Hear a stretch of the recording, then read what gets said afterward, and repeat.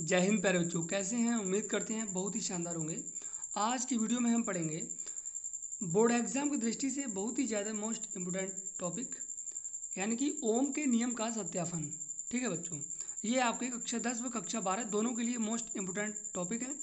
बच्चों ये पूरे 7 नंबर का आपके बोर्ड एग्जाम में पूछा जाता है। तो अब हम बिना देर करते हुए वीडियो को स्टार्ट करते हैं। इसमें पहले लिखना होता है ओम का नियम, यानी कि ओम का नियम किसे कहते हैं, और उसके बाद में हम लिखेंगे ओम के नियम का सत्यापन। ठीक है, तो देखिए ओम का नियम। तो यदि किसी चालक तार की भौतिक अवस्थाएं जैसे कि तापमान, दाब, लंबाई, अनुप्रस्थ काट का क्षेत्रफल आदि स्थिर हों तो चालक में बहने वाली धारा चालक के सिरों के बीच विभवांतर के सीधे अनुक्रमानुपाती होती है। प्यारे बच्चों, कोई भी चालक तार है, मान लीजिए कोई क्या है, एक चालक तार है। ठीक है, अगर इसकी लंबाई अनुप्रस्थ काट का क्षेत्रफल, प्यारे बच्चों ये समझिए अनुप्रस्थ काट का क्षेत्रफल क्या होता है। तो इस पेन का जो आप देख रहे हो ये वाला क्षेत्र, ये गोल, ठीक है ना, जो आप गुलाबी रंग का देख रहे हो ये क्या हो जाता है, अनुप्रस्थ काट का क्षेत्रफल हो जाता है। ठीक है बच्चों, यानी कि तार की मोटाई कह सकते हो। ठीक है, मोटाई का जो क्षेत्रफल निकाला जाता है। तो बच्चों और इसके ताप और दाब इन सब बातों पर निर्भर करता है।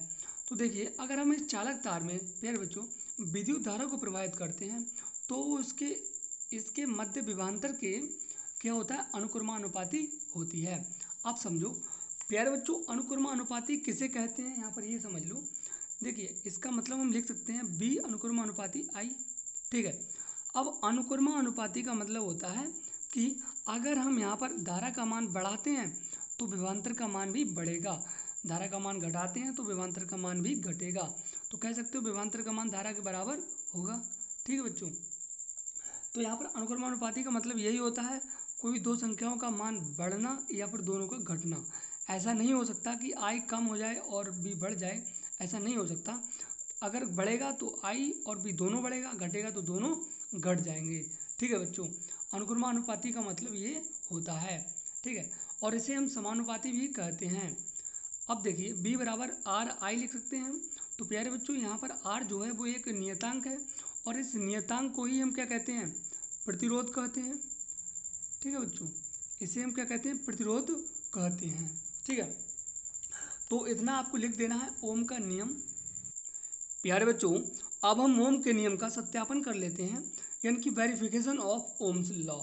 तो ओम के नियम का सत्यापन करने के लिए हमें बैटरी, अमीटर, चालक तार, कुंजी, वोल्टमीटर को एक परिपथ में लगा देते हैं।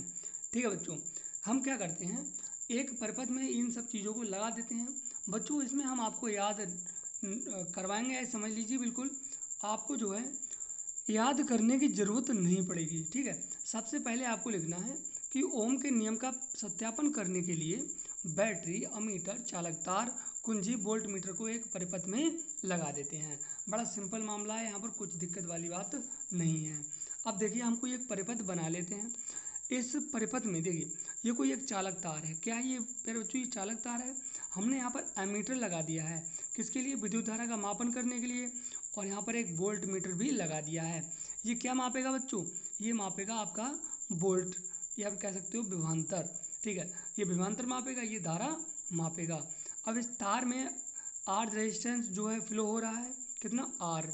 ठीक है बच्चों, और आई विद्युत धारा प्रवाहित होती है। एक काम करिए, हमने यहाँ पर कुंजी नहीं लगाई तो यहाँ पर एक कुंजी लगा लो। ठीक है, क्या बच्चों, ये एक कुंजी हो गई। ठीक है, यहाँ पर हमने एक कुंजी लगा दी और यहाँ पर एक बैटरी लगा दी है। अब बच्चों जब हम इस बैटरी से बैटरी से इसके जो तार हैं वो लगा देंगे पूरे परिपथ के, और यहाँ पर स्विच जो है वो ऑन कर देंगे, यानी कि इसे चालू कर देंगे, तो इसमें परिपथ में विद्युत धारा प्रवाहित होने लगेगी। ठीक है, क्या, इसमें विद्युत धारा फ्लो होने लगेगी। जब इसमें विद्युत धारा फ्लो होगी तो सीधी सी बात है कि विभवांतर भी उत्पन्न हो जाएगा अपने आप से, बिल्कुल हो जाएगा। अब बच्चों क्या होता है कि ये जो आई है यानी कि विद्युत धारा, हम जितना आई का मान मान लीजिए अगर हम बढ़ा देते हैं तो विभवांतर का मान भी बढ़ जाता है, और अगर हम आई का मान घटा देते हैं तो विभवांतर का मान भी घट जाता है यहाँ पर। ठीक है बच्चों, अब देखिए आगे देख लेते हैं। प्यारे बच्चों अब हम जैसे ही स्विच या कुंजी को चालू करते हैं तो परिपथ में धारा आई प्रवाहित होती लगती है।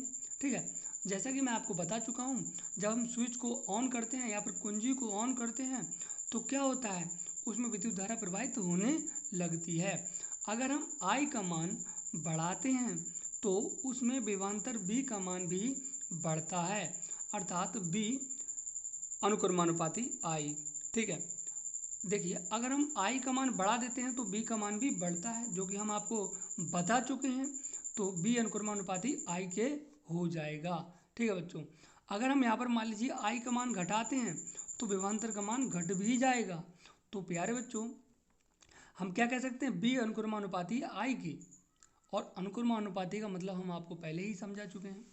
तो अब आगे देखिए बेटा, अतः विद्युत धारा आई विभवांतर बी के अनुक्रमानुपाती होती है। ये बात यहाँ तक हमने जो है सिद्ध कर दी कि जो आपकी धारा है वो विभवांतर के अनुक्रमानुपाती होती है। अब एक बात और आपको देखनी है प्यारे बच्चों, ये चित्र आपको और बनाना पड़ेगा। ठीक है, इसमें हमने क्या दर्शाया है कि अगर हम किसी भी चालक तार में विद्युत धारा को बढ़ाते हैं, जैसे कि आप यहाँ पर आई देख सकते हो, तो जो है विभवांतर बी का मान भी बढ़ेगा। क्या होगा बच्चों, बी का मान भी बढ़ेगा और इन दोनों को जो परिमाण निकल के आएगा वो आर बराबर बी अपॉन आई के बराबर होगा।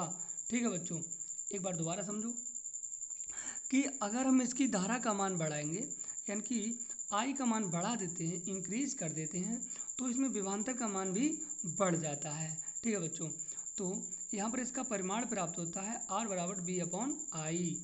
ठीक है, तो इसमें कुछ भी नहीं था, बड़ा सिंपल था। ये वाला चित्र भी आपको बनाना है बच्चों। करते हैं कि आपको समझ में आ गया होगा, याद करने के लिए तो कुछ है ही नहीं।